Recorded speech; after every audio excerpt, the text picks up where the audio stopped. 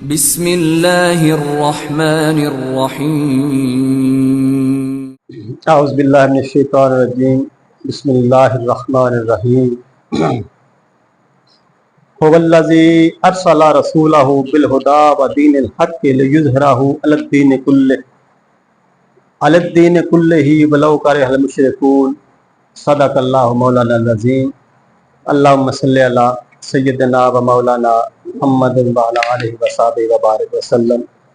پچھلے اتوار کو میں نے عرض کیا تھا کہ حضرت ابراہیم علیہ السلام نے جو قربانی پیش کی اس کی ہم سب نے کل سنت ادا کی، سنت ابراہیمی، اس کی یاد میں کہ ابراہیم علیہ السلام کون تھے؟ اللہ کے دوست تھے، اللہ کے دوست تھے۔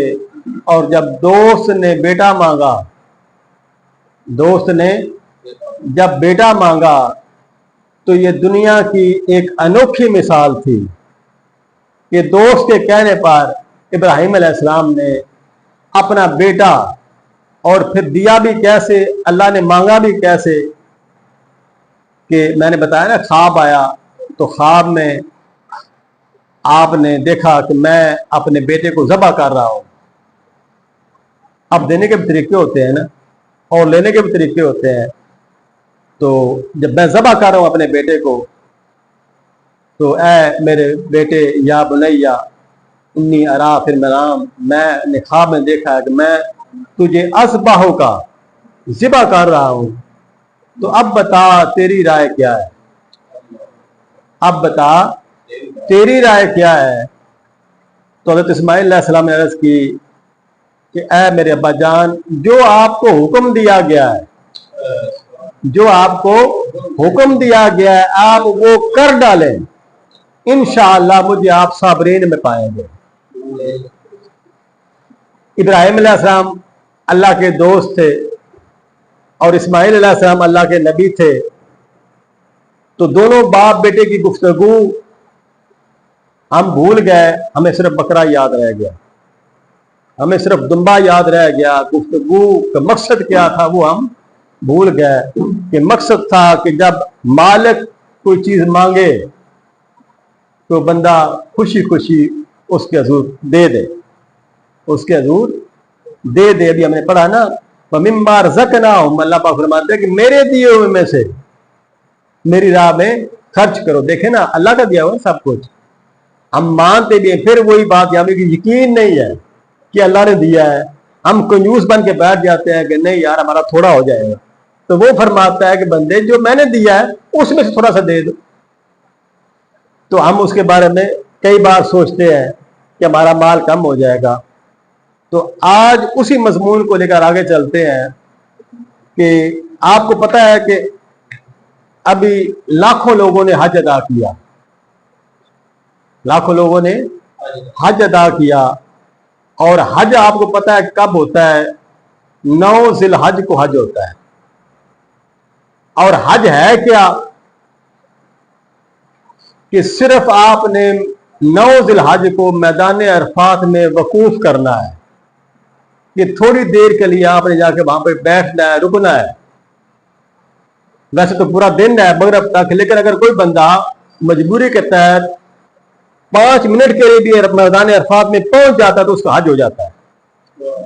اور اگر میدان عرفات میں بندہ نہیں پہنچتا، باقی وہ سارا عمرہ بھی کر لے، طواف بھی کر لے، قربانی بھی کر لے، سارے واجبات ادا کر دے، اور عرفات میں نہ جائے تو اس کا حج نہیں ہے، اس کا حج نہیں ہے۔ حج یہ ہے کہ 9 ذی الحج کو بندہ میدان عرفات میں بھلے 10 منٹ کے لیے پہنچے، وہاں پہ پہنچنا شرط ہے۔ اور یہی وجہ ہے کہ جو سعودی گورنمنٹ ہے، جو لوگ حج کے لیے جاتے ہیں اور بیمار ہو جاتے ہیں، ایسی صورتحال ہوتی ہے کہ لوگ ICU میں ہیں، تو ان کو بھی وہ لوگ 9 ذی الحج کو ایمبولینس میں ڈال کر وہاں پر لے آتے ہیں تاکہ ان کا حج ادا ہو جائے۔ تو یہ حج ہے۔ اب امام علی مقام حضرت امام حسین مدینہ سے ہجرت کر کے مکہ آ گئے۔ جب مکہ آئے تو آپ سب لوگوں کو پتہ ہے کہ 9 ذی الحج کو حج ہے اور 8 ذی الحج کو مینا میں آنا ہوتا ہے۔ 8 ذی الحج کا دن مینا میں گزارنا ہوتا ہے، پھر آگے 9 ذی الحج کو عرفات پہنچنا ہوتا ہے۔ اب 8 ذی الحج کو امام علی مقام مکہ میں ہے، حج کا آرام پہنا ہوا ہے، لیکن 8 ذی الحج کو ہی امام علی مقام نے اپنا حج کا آرام عمرے میں تبدیل کیا، اور 8 ذی الحج کو ہی روانگی ہو گئی آپ کی کربلا کی طرف۔ اب اگر آج کوئی ہمارا مسلمان ہوتا تو وہ کہتا ایک دن رک جاتے ہیں، کل حج جا کر کے چلے جائیں گے، خیر ہے۔ تو سوال یہ ہے کہ وہ کیا مجبوری تھی، کتنا اہم مقام تھا کہ امام علی مقام جنت کے سردار، انہوں نے 8 ذی الحج کو اپنا آرام حج کا عمرہ میں تبدیل کیا، اور 8 ذی الحج کی روانگی ہوگی کربلا کی طرف۔ اب سوچیں کہ وہ کتنا اہم کام ہوگا، ظاہر ہے کوئی اہم کام ہوگا نا، تو اس لیے تشریف لے گئے۔ اگر اہم کام نہ ہوتا تو آج ہمارے لیے تو سب سے اہم کام حج ہے، ایسی بات ہے۔ ہر بندے کی کوشش ہے، اللہ کی طرف سے فرض ہے، اس میں کوئی شک نہیں، لیکن ہمارے لیے سب سے اہم یہ ہے کہ ہم حج ادا کر لیں۔ امام علی مقام کے لیے کوئی اور کام ضروری تھا اس سے بڑا، تو مقصد یہ ہوا کہ ظاہر ہے اتنا بڑا وہ کام کیا ہو سکتا ہے کہ جس کے لیے امام علی مقام 8 ذی الحج کو عرفات نہیں روانہ ہو گئے، مینا سے کربلا روانہ ہو گئے۔ اب وہ کیا ضروری کام تھا؟ وہ ضروری کام یہ تھا کہ جب دین پر حملے ہو رہے ہوں، اللہ کے دین پر حملے ہو رہے ہوں، اور دین کی حالت بگڑ رہی ہو، دین پر مشکل وقت ہو، تو امام علی مقام نے یہ سبق دیا کہ اس وقت پھر حج نہیں کیا جاتا، دین کو بچایا جاتا ہے اور اللہ کے نظام کو بچایا جاتا ہے۔ اب شاید آپ کے یہ میں سوال پیدا ہو جائے کہ میں نے یہ بات کدھر سے نکال لی کہ امام علی مقام نہ تو نبی ہیں جی، نواسہ رسول ہیں، تو آپ کے عمل کو آپ نے اتنی بڑی بات سے کیسے جوڑ دیا؟ تو اس کا قرآن گواہ ہے، اس کا قرآن گواہ ہے۔ جو آیت مبارکہ میں نے آپ کے سامنے پڑھی، سورہ توبہ ہے، 10واں پارہ ہے، اللہ پاک نے فرمایا هو الذی، اللہ وہ ہے، هو الذی، اللہ وہ ہے، ارسل رسولہ بالہدی ودین الحق، کہ جس نے اپنا رسول ہدایت اور دین حق دے کر بھیجا۔ اللہ وہ ہے کہ جس نے اپنا رسول ہدایت اور دین حق دے کر بھیجا۔ کیوں بھیجا؟ لِیُظْہِرَہُ عَلَى الدِّینِ کُلِّہ، تاکہ وہ اس دین کو تمام دینوں پر غالب کر دے، اس دین کو تمام دینوں پر غالب کر دے، یعنی اللہ کے نظام کو تمام نظاموں پر غالب کر دے۔ وَلَوْ كَرِهَ الْمُشْرِكِينَ، بھلے مشرکوں کو برائی لگے، بھلے مشرکوں کو برائی لگے، تو اللہ پاک نے فرمایا کہ اللہ وہ ہے کہ جس نے اپنا رسول ہدایت اور دین حق دے کر بھیجا، تاکہ اس دین کے نظام کو وہ تمام دینوں پر غالب کر دے۔ اب یہ کتنا بڑا کام ہے، یہ آقا علیہ السلام کی بعثت کا مقصد ہے۔ اللہ پاک نے بیان فرمایا سورۃ توبہ میں کہ آقا علیہ السلام کا دنیا میں تشریف آوری کا بیسک مقصد یہ ہے۔ یہ نماز، روزہ، حج، زکوٰۃ، یہ ارکان اسلام ہے، فرض ہیں، ضروری ہیں، لیکن ان کے بارے میں آقا علیہ السلام نے فرمایا کہ بنی الاسلام علی خمس، یہ 5 چیزیں اسلام کی بنیاد ہے۔ اور بلڈنگ کیا ہے کہ اللہ کا دیا ہوا نظام تمام نظاموں پر غالب کر دیا جائے۔ اب جب آقا علیہ السلام نے دعوت شروع کی تو مشرکین، آپ نے یہ واقعہ سنا ہوگا کہ حضرت ابو طالب کے گھر تمام مشرکین اکٹھے ہو کے آ گئے، اور انہوں نے کہا کہ اے ابو طالب اپنے بھتیجے کو سمجھائیں کہ یہ ہمارے بتوں کو برا بھلا کہتا ہے اور نئے دین کی بات کرتا ہے، نئے نظام کی بات کرتا ہے، تو اس کے سمجھائیں۔ وہ 3 بار آئے، جب تیسری بار آئے تو انہوں نے دھمکی دی क्या अबू तालिब, अगर हम पहले भी 2 बार आए हैं, अगर आपने अपने भतीजे को ना समझाया तो फिर हम आपसे ऐसी जंग शुरू करेंगे कि जिसमें एक फ्री खत्म हो जाएगा, या हम खत्म हो जाएंगे या आप खत्म हो जाएंगे। तो जब ये धमकी अमेज अल्फाज हज़रत अबू तालिब ने सुने तो आपने आका अलैहिस्सलाम को बुलाया, बुला के फरमाया कि मेरे भतीजे, तेरी कौम के लोग आए थे, सरदार आए थे, तो उन्होंने ये बात रखी है, और आपने फरमाया क्या मेरे भतीजे, तू रहम कर अपने आप पर भी और मुझ पर भी, कि इतना भार मुझ पर ना डाल कि मैं बर्दाश्त ना कर सकूं, क्योंकि आपके पास कफालत थी आका अलैहिस्सलाम की। तो जब ये बात सुनी तो उस वक्त आका अलैहिस्सलाम ने अपना फिर बयान फरमाया कि मैं क्या चाहता हूं। तो मेरे आका ने फरमाया कि अच्छा जान, मुझे अल्लाह की इज्जत की कसम जिसने मुझे पैदा किया है, अगर ये लोग मेरे दाएं हाथ पर सूरज और बाएं पर चांद भी रख दें तो मैं इस काम से बाज नहीं आऊंगा। उस वक्त तक मैं चैन से नहीं बैठूंगा जिस वक्त तक मैं अल्लाह के दिए हुए निजाम को इन तमाम दिनों पर गालिब ना करूं, या चाहे मेरी जान ही क्यों ना चली जाए। मतलब ये एक मेरी जिंदगी अगर रही तो मैं उस अल्लाह के दिए हुए निजाम को इन तमाम दिनों पर गालिब करके छोड़ूंगा, चाहे ये कुछ भी कर ले। तो जब हज़रत अबू तालिब ने आपका ये अज़्म देखा, उस वक्त सीरत निगार लिखते हैं कि चूंकि आपको पता है कि आका अलैहिस्सलाम के वालिदैन माजिद भी नहीं थे, वालदा माजिदा भी नहीं थी, वाहिद सारा इस दुनिया में अल्लाह के बाद हज़रत अबू तालिब थे। तो उस वक्त एक लम्हे के लिए आका अलैहिस्सलाम ने सोचा कि आज ये सहारा भी गया, आज ये सहारा भी गया। तो जब आपने अपने चचा से ये बात की तो आपके चश्मानी मुकद्दस से आंसू आ गए, और ये बात करके आप अपने चचा से उठे और घर से निकलना चाहा तो पीछे से अबू तालिब ने आवाज दी, फरमाया भतीजे रुक जा, आज के बाद तू जो मर्जी है कर, किसी की जरूरत नहीं कि तेरे सामने आए। और तारीख को है, हर सीरत निगार ने लिखा है कि जब तक हज़रत अबू तालिब हयात रहे दुश्मनों को हिम्मत नहीं हुई। और आपको मजेदार बात बताऊं कि हिजरत मदीना भी उस वक्त तक नहीं हुई, अल्लाह पाक ने भी हुक्म नहीं दिया कि महबूब मदीना हिजरत कर जाए। जब हज़रत अबू तालिब का विसाल हुआ तो उसके बाद अल्लाह पाक ने फरमाया कि महबूब अब वक्त आ गया, आप हिजरत कर गए।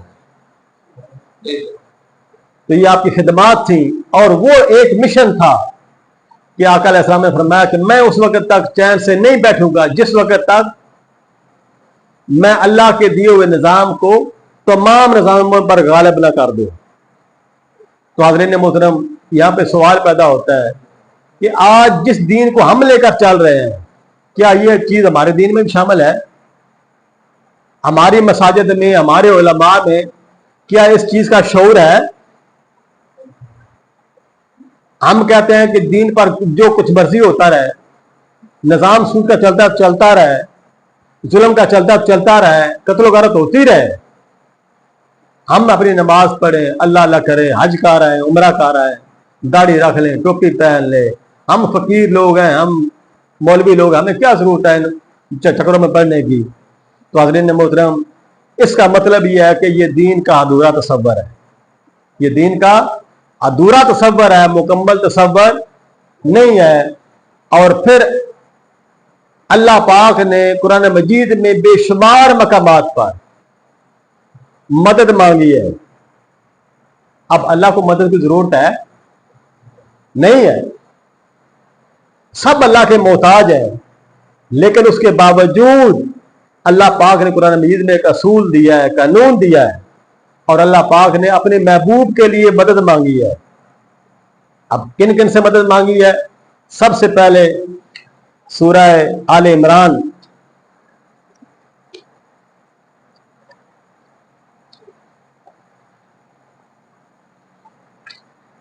आलम अरवा की बात है, अल्लाह पाक ने तमाम अंबिया से मदद मांगी है, तमाम अंबिया से मदद मांगी है। किस लिए? हजूर नबी अकरम सल्लल्लाहु अलैहि वसल्लम के लिए।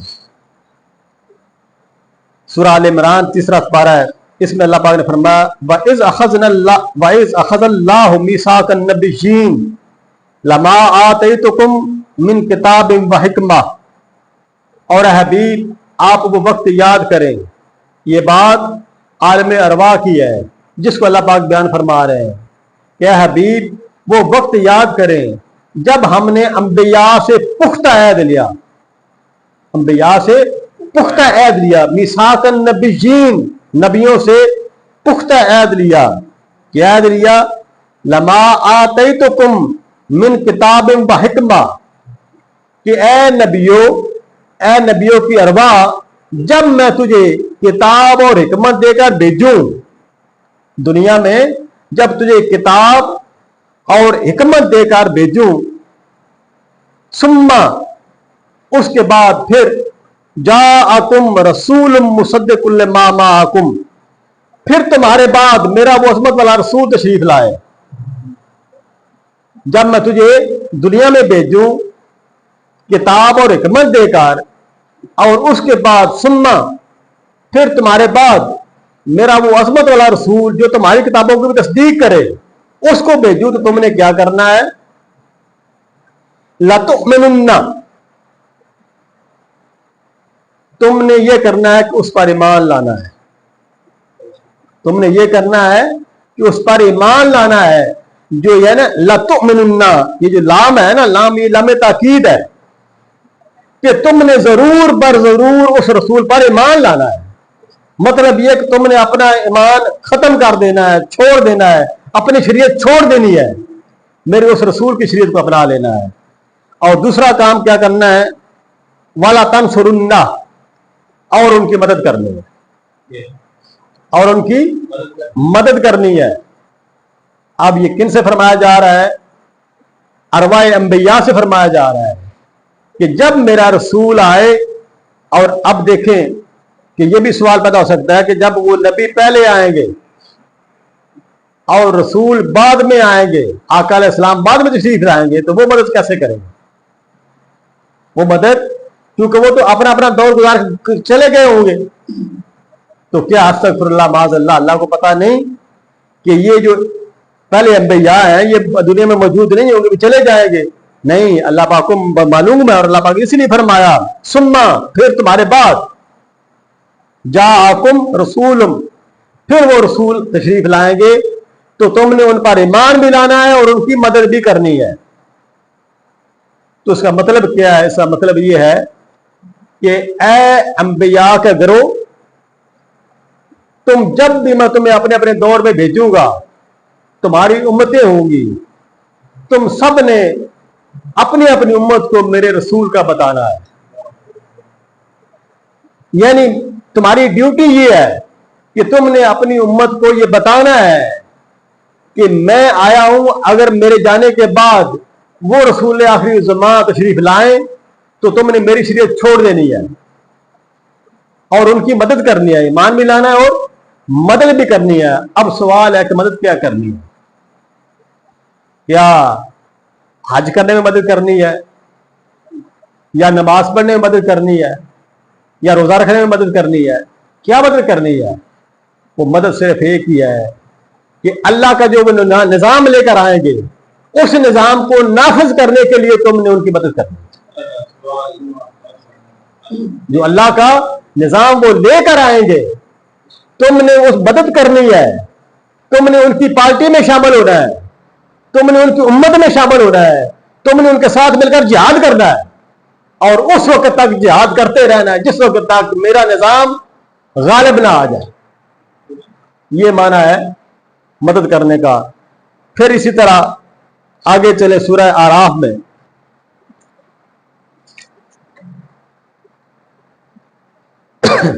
اللہ پاک نے فرمایا، 9واں پارہ ہے سورہ آراف، اس میں اللہ پاک فرماتے ہیں فَالَّذِينَ آمَنُوا، پڑھانا آپ نے فَالَّذِينَ، یہ لفظ ادھر آ گیا، فَالَّذِينَ، پس جو لوگ آمَنُوا بِهِ، ان پر ایمان لائیں گے، بِهِ کا اشارہ کدھر ہے؟ آقا علیہ السلام کی طرف۔ فَالَّذِينَ آمَنُوا، پس جو ان پر ایمان لائیں گے، اور پھر کیا کریں گے؟ وَعَزَّرُوهُ، اور ان کی عزت کریں گے، ان کی تعظیم کریں گے، عزروہ اور ان کی عزت کریں گے، دادا کریں کہ ایمان لانے کے بعد پہلا ہوگا ان کی عزت کرنی ہے، ان کی تعظیم کرنی ہے، اور کتنی کرنی ہے؟ حد سے بڑھ کے کرنی ہے، حد سے بڑھ کے کرنی ہے۔ ہر تعظیم کی حد ہے، ہر محبت کی حد ہے۔ حضور نبی اکرم صلی اللہ علیہ وسلم سے کتنی محبت کرنی ہے، کتنی تعظیم کرنی ہے، حد سے بڑھ کے کرنی ہے۔ آقا علیہ السلام نے فرمایا نا کہ حدیث مبارکہ ہے کہ کوئی شخص اس وقت تک مومن نہیں ہو سکتا جب تک میں اس کو دنیا کی ہر چیز سے بڑھ کر پیارا نہ ہو جاؤں۔ حضرت عمر فاروق رضی اللہ تعالیٰ عنہ آقا علیہ السلام کے ساتھ ہے، آقا علیہ السلام نے ہاتھ پکڑا ہے اور یہ فرمان سنایا تو حضرت عمر نے عرض کی، یا رسول اللہ آپ مجھے ہر چیز سے عزیز ہیں سوائے میری جان کے، آپ مجھے ہر چیز سے عزیز ہیں سوائے میری جان کے۔ تو آقا علیہ السلام نے فرمایا، عمر ایمان مکمل نہیں ہوا، بس یہ کہنے کی دیر تھی، آقا علیہ السلام کے فرمانے کی دیر تھی۔ تو حضرت عمر فاروق نے اپنے دل کی طرف توجہ کی اور پھر ہاتھ جوڑ کر عرض کی کہ یا رسول اللہ فدا کا ابی و امی، یا رسول اللہ، یا رسول اللہ آپ پر میرے والدین قربان، اب آپ مجھے میری جان سے بھی زیادہ عزیز ہے۔ تو ایمان کی شرط یہ ہے کہ وہ عزروہ ان کی تعظیم کریں گے، ایمان لائیں گے، پس فالذین آمنوا بہ ایمان لائیں گے، وعزروہ اور تیسرا کام پھر کیا کریں گے، ونصروہ اور ان کی مدد کریں گے۔ جو لوگ اس رسول پر ایمان لائیں گے اور ان کی عزت کریں گے اور مدد کریں گے، یہاں بھی میری مدد وہی ہے، یہ مدد کریں گے، ان کے ساتھ مل کر جہاد کریں گے اور اللہ کے دیے ہوئے نظام کو جو آقا علیہ السلام لے کر آئے ہیں اس کو نافذ کرنے تک چین سے نہیں بیٹھیں گے۔ اور تاریخ ہوا ہے کہ دیکھیں صحابہ کرام چین سے نہیں بیٹھے، انہوں نے اپنی زندگیاں اس رستے میں لگا دی، اپنے گھر پر چھوڑ دیے، بال بچے چھوڑ دیے، دولتیں سب چھوڑ دی، کس خاطر کہ اللہ کا نظام غالب ہو جائے۔ اور آج ہم دین کے کس حصے کو لے کر بیٹھے ہیں جو 5 ارکان ہیں، ہم ان کو بھی صحیح طریقے سے ادا نہیں کر رہے، چاہے جائے کہ ہم اگلی بات کریں، اگلی بات نہ ہمیں کوئی بتاتا ہے نہ ہمیں کوئی سناتا ہے کہ اصل دین کیا ہے، مکمل دین کیا ہے۔ مکمل دین یہ ہے کہ بندے کے دل میں یہ طلب پیدا ہو جائے اور اس کے لیے پھر وہ کوشش شروع کر دے کہ میں نے اللہ کے دیے ہوئے نظام کو نافذ کرنے میں اپنا حصہ ڈالنا ہے، اپنا حصہ ڈالنا ہے۔ اگر بندے کے ذہن میں یہ چیز آ جائے اور اس پر بندہ کام شروع کر دے تو پھر اللہ تعالیٰ یہ اتنا عظیم عمل ہے کہ باقی چھوٹے موٹے معاملات اللہ تعالیٰ سے اپنے فضل سے معاف کر دے۔ اس کے بعد پھر آگے آجے سورہ توبہ میں اللہ پاک فرماتے ہیں، اب یہ ڈائریکٹ خطاب ہو رہا ہے صحابہ کرام سے، مشرکین مکہ سے ہو رہا ہے، دشمنوں سے ہو رہا ہے اور خصوصاً جو اسلام میں ہیں ان پر ہو رہا ہے۔ اللہ پاک فرماتے ہیں، اَرَضِیتُم بِالْحَیَاةِ الدُّنْیَا مِنَ الْآخِرَةِ، کیا تم دنیا کی زندگی سے راضی ہو گئے ہو آخرت کے بدلے؟ کیا تم دنیا کی زندگی پہ راضی ہو گئے ہو آخرت کے بدلے؟ اللہ پاک نے فرمایا، فَمَا مَتَاعُ الْحَیَاةِ الدُّنْیَا فِی الْآخِرَةِ، ارے لوگوں یہ جو دنیا کی حیات ہے یہ تو بہت تھوڑی چیز ہے، یہ تو بہت تھوڑی چیز ہے آخرت کے بدلے میں، الا قلیل، بہت تھوڑی ہے، بہت تھوڑی ہے۔ الا تنفروا یعذبکم عذابا علیما، اور اگر تم جہاد کے لیے نہیں نکلو گے، الا تنفروا یعذبکم عذابا علیما، اگر تم جہاد کے لیے نہیں نکلو گے یعنی اللہ کے نظام کو نافذ کرنے کے لیے نہیں نکلو گے تو اللہ تمہیں دردناک عذاب دے گا۔ عذاب کا معنی آپ سمجھتے ہیں کہ عذاب ہے، अलीमा का माना है दर्दनाक अजाब, अल्लाह तुम्हें दर्दनाक अजाब देगा। और फिर आगे अल्लाह क्या कहेगा, अगर तुम नहीं निकलोगे, इस काम के लिए नहीं निकलोगे, वयस्तब्दिल कौमन गैरकुम, तो अल्लाह तुम्हें मिटा देगा।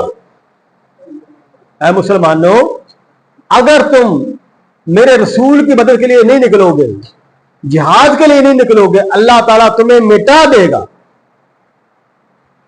तुम्हें खत्म कर देगा। और फिर क्या करेगा, वला तदुर्रुहु शैआ, और फिर एक नई कौम ले आएगा और फिर तुम उसका कुछ भी बिगाड़ नहीं सकते। तुम्हें मिटा देगा, तुम्हारी जगह एक नई कौम ले आएगा और तुम उसका कुछ बिगाड़ नहीं सकते। वल्लाहु अला कुल्लि शैइन कदीर, और अल्लाह पाक ने फरमाया ये भी ना समझना कि मैं मदद मांग रहा हूं तो मैं कमजोर हूं, अस्तगफिरुल्लाह। वल्लाहु अला कुल्लि शैइन कदीर, मैं हर चीज पर कुदरत रखता हूं। मैं ये भी कुदरत रखता हूं कि तुम ना उठो तो तुम्हें खत्म कर दूं, पूरी कौम खत्म कर दूं और तुम्हारी जगह नई कौम ले आऊं जो मेरा भी हुक्म माने, मेरे रसूल का भी माने, तो तुम मेरा कुछ बिगाड़ नहीं सकते। फिर फरमाया वल्लाहु अला कुल्लि शैइन कदीर, और अल्लाह हर चीज पर कुदरत रखने वाला है। फिर अगर अल्लाह पाक फरमाते हैं इल्ला तंसुरूहु, अगर तुम मदद नहीं करोगे तो क्या हुआ। अंदाजा करें कि अल्लाह पाक ने मदद के लफ्ज पर कितना जोर दिया है, हालांकि उसको मदद की जरूरत नहीं है। अब जो मैं बात बताने लगा हूं ना कि इल्ला तंसुरूहु, अगर तुम मदद नहीं करोगे तो अल्लाह पाक ने फरमाया तो क्या हुआ। पंजाबी कहते हैं ना कि तां की होया, तुसी नहीं करोगे तो, यानी बंदा कहता है कि मैं तो खुद ही बड़ा काम करने वाला हूं, मैं तुम्हारे को मोहताज हूं। मकसद इसका है, अल्लाह पाक ने फरमाया इल्ला तंसुरूहु, अगर तुम मदद नहीं करोगे, तंसुरूहु इनकी मेरे रसूल की सल्लल्लाहु अलैहि वसल्लम, किस काम में, मेरे निजाम को नाफिज करने में अगर नहीं करोगे तो क्या हुआ। फकत नसरुल्लाह, बस अल्लाह ने तो उस वक्त भी मदद की थी, अल्लाह ने तो उस वक्त भी मदद की थी। कब की थी, इज अखरजहुल्लज़ीना कफरू, जब उनको काफरों ने अपने देश से निकाल दिया था। अब ये हिजरत मदीना का मंजर अल्लाह पाक बयान फरमा रहे हैं। फरमाया कि तुम अगर मदद नहीं करोगे तो क्या होगा। अंदाजा करो कि उस वक्त सरदार मक्का के नंगी तलवारें लेकर मुहासरे में खड़े थे मेरे महबूब के, और मैंने उनसे निकाल कर गारे सौर में पहुंचा दिया। मैं साथ था, मैंने उस वक्त भी मदद की थी।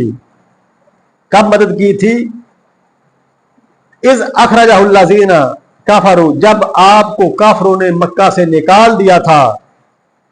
और सानी यसनैन इज हुमा फिल गार, जब आप अपने साथी से फरमा रहे थे, जब आप अपने साथी से फरमा रहे थे, इज यकूलु लिसाहिबिही, अपने साथी से फरमा रहे थे, ला तहज़न इन्नल्लाह माना, ऐ मेरे साथी गम न कर, अल्लाह हमारे साथ है। जब गारे सौर में थे, सैयदना सिद्दीक़ अकबर की झोली मुबारक में आका अलैहिस्सलाम का सर मुबारक था, और जो गए हैं जिन्होंने गारे सौर की जियारत की है, वो देखिए जब बंदा गारे सौर में बैठा हो तो उसके थोड़ा सा बाहर का जो सिर बंदा है ना, वो थोड़ा सा नीचे है, वहां तक काफर आ गए थे।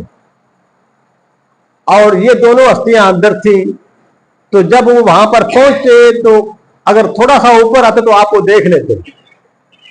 अब चूंकि सैयदना सिद्दीक़ अकबर ऊपर थे, वो नीचे थे, उनके सर सैयदना सिद्दीक़ अकबर को नजर आए, मुशरिकीन मक्का के सर नजर आए।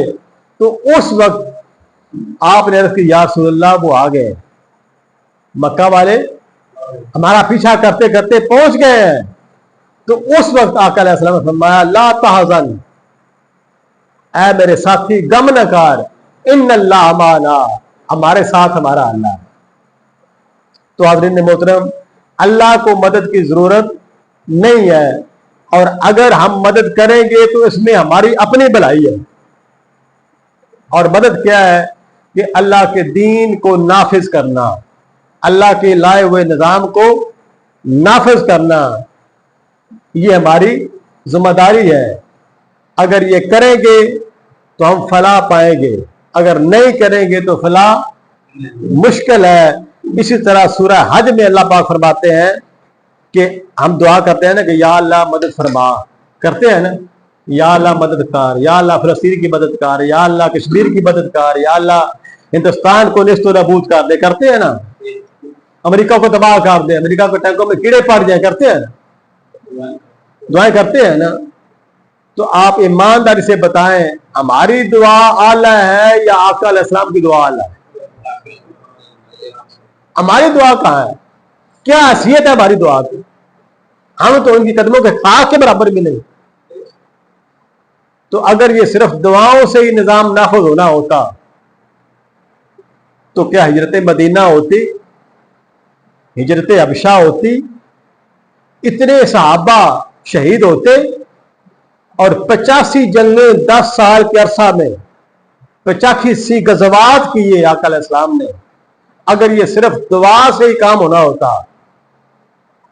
تو میرے آقا صرف ہاتھ اٹھا کے دعا فرماتے یا اللہ اپنا نظام نافذ فرما دے, ہو جاتا یا نہ ہوتا. لیکن اللہ پاک نے یہ طریقہ نہیں بتایا. اللہ پاک نے اپنے محبوب کو طائف بھیجا اس نظام کو نافذ کرنے کے لیے. پہلی ہجرت طائف کی تھی, اور پھر دیکھا آپ نے طائف والوں نے کیا کیا. آپ کے قدمان مبارک خون سے لہو لہان ہو گئے. گرمی کا موسم تھا, آپ تھک ہار کر ایک درخت کے نیچے بیٹھے. تو قربان جائیں, دیکھیں کہ اللہ نے وہ منظر کیسے برداشت کیا ہوگا. اللہ نے فوراً فرشتے کو بھیجا کہ جاؤ میرے محبوب سے پوچھ لو, اگر وہ حکم دیتے ہیں تو طائف کو ستیہ ناش کر دو, طائف کی بستی کو اٹھا کر آسمان پر لا کر الٹی گرا دو, تباہ و برباد کر دو, کہ انہوں نے اتنا ظلم کیا میرے محبوب کے ساتھ. تو جب وہ فرشتہ آیا, آقا علیہ السلام ایک درخت کے نیچے بیٹھے تھے, تو فرشتے نے عرض کی یا رسول اللہ آپ پر اللہ کا سلام ہو, اللہ نے آپ کو سلام بھیجا ہے, اور ساتھ فرمایا ہے کہ اگر آپ اجازت دیں تو میرے ساتھ پہاڑوں والا فرشتہ موجود ہے, آپ کے اشارے کی دیر ہے, ہم طائف والوں کو صفحہ ہستی سے ابھی بتا دیں گے. تو آقا علیہ السلام نے فرمایا نہیں, میں مٹانے کے لیے نہیں آیا, میں بنانے کے لیے آیا ہوں. میں رحمت بن کے آیا ہوں, میں زحمت بن کے نہیں آیا. یہ صرف میرے خلاف اس لیے کہہ رہا ہے کہ یہ مجھے جانتے نہیں.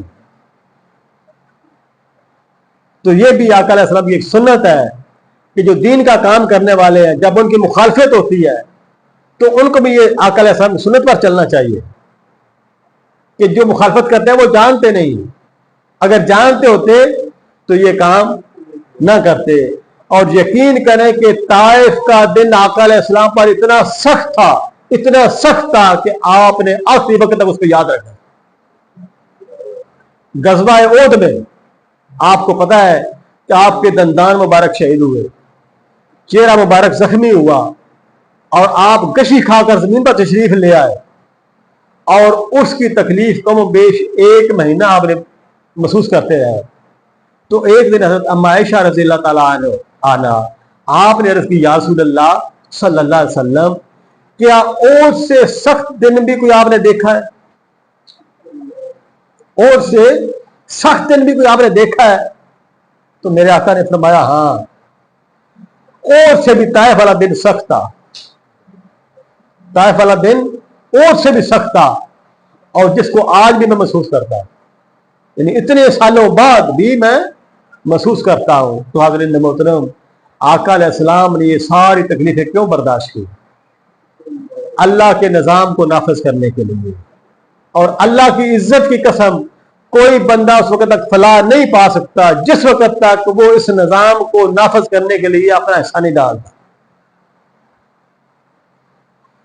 یہ آقا علیہ السلام کی آمد کا مقصد تھا, اور اسی کو علامہ اقبال نے فرمایا کہ میری زندگی کا مقصد تیرے دین کی سرفرازی، میری زندگی کا مقصد تیرے دین کی سرفرازی، میں اسی لیے مسلمان، میں اسی لیے نمازی کہ اگر میرے دل میں یہ احساس ہے کہ میرا مقصد کیا ہے، تو پھر تو میری نماز بھی ٹھیک ہے، پھر میرا مسلمان ہونا بھی ٹھیک ہے۔ اگر یہ نہیں ہے تو پھر بس نماز بھی ایسے ہی ہے اور پھر اسلام بھی ایسے ہی ہے۔ تو حضرین محترم، ہمیں غور کرنا چاہیے۔ میں بار بار یہی عرض کرتا ہوں کہ خدا را اپنے اپنے گھروں میں قرآن مجید کا مطالعہ شروع کریں اور ترجمے کے ساتھ شروع کریں۔ بھلے ایک آیا مبارکہ ہی پڑھے، روزانہ کی کوئی ایک ٹائم بنا لے، بھلے ایک آیا مبارکہ پڑھے اور ترجمے کے ساتھ پڑھے۔ آقا علیہ السلام نے فرمایا کہ جو شخص ایک آیا مبارکہ ترجمے کے ساتھ پڑھتا ہے، اس کا پتہ کتنا اجر ہے کہ گویا اس نے 100 رکعت نماز نفل پڑھی، 100 رکعت نماز نفل پڑھی۔ آپ اندازہ کریں کہ ایک رکعت پڑھنے میں، ایک آیت مبارکہ پڑھنے میں کتنا ٹائم لگتا ہے۔ اور جو شخص آقا علیہ السلام نے فرمایا ایک رکوع ترجمے کے ساتھ قرآن کے دین کو سب سمجھنے کے لیے، علم کو سمجھنے کے لیے اس پر غور کرتا ہے، فکر کرتا ہے کہ اللہ نے کیا فرمایا ہے، ایک رکوع پڑھتا ہے تو اس کو 1000 رکعت نماز نفل کا ثواب ہے۔ ہم ایک پوری رات بھی لگے رہے نا تو 1000 رکعت نماز نفل نہیں پڑھ سکتے۔ تو ایک رکوع اگر آپ بڑے بھی آرام سے پڑھے، نہ بڑے بھی سکون سے پڑھے، تو آدھا گھنٹہ لگ جائے گا۔ تو حضرین محترم، یہ دنیا عارضی ہے، اس میں ہم نے آخرت کی کمائی کرنی ہے، اور آخرت کی کمائی یہی ہے کہ ہم اللہ کے قرآن سے جڑ جائیں اور آقا علیہ السلام کی سیرت مبارکہ سے جڑ جائیں۔ قرآن بھی پڑھیں، ساتھ آقا علیہ السلام کے حیات مبارکہ بھی پڑھیں، چاہے تھوڑی پڑھیں زیادہ پڑھیں۔ اگر یہ یقین کرے پڑھیں تو اس کا نور ہمارے دلوں کو منور کر دے گا، اور جب ہمارے دل منور ہو جائیں گے تو پھر انشاءاللہ امت مسلمہ اس طرح عروج پکڑے گی۔ اور اگر ہم کہیں کہ نہیں یہ تو بس مولویوں کا کام ہے یا سیاستدانوں کا کام ہے، کرتے رہیں، تو ہم بری الزمہ نہیں ہوں گے۔ یہ ہر بندے سے پوچھا جائے گا کہ بتا تو نے میرے دین کے لیے کیا کیا، تو نے میرے دین کے لیے کیا کیا، میرے دین کی کتنی خدمت کی، میرے دین کی کتنی مدد کی۔ اور وہ جو دعا کی میں بات کر رہا تھا کہ سورہ حج میں اللہ پاک نے فرمایا کہ دعا کرتے ہیں نا کہ یا اللہ کامیابی عطا کر، فلسطین کو عروج عطا کر، اسرائیل کو تباہ کر، تو اللہ پاک نے فرمایا کہ اللہ صرف اسی کی مدد کرتا ہے۔ اب یہ قرآن ہے، سورہ حج ہے، اللہ صرف اسی کی مدد کرتا ہے جو اللہ کی مدد کرتا ہے۔